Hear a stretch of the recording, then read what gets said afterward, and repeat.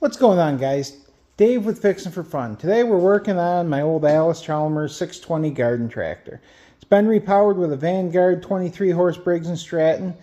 And last time I was mowing and made a lot of noise and said, well, we'll check it out in the morning. So it's morning, pulled it in the garage, and there's my problem right there. I don't know if you guys can see how into there that is, but I wonder if that battery's any good. It started. I guess time will tell.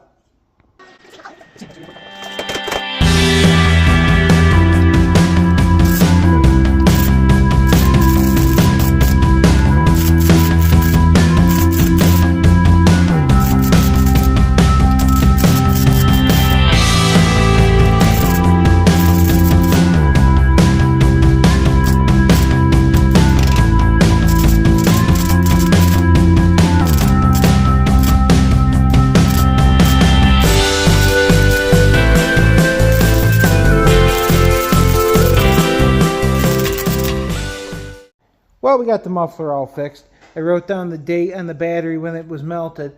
I wonder how long it's going to last. Let me know in the comments how long you guys think this battery is going to last. I'll keep you updated.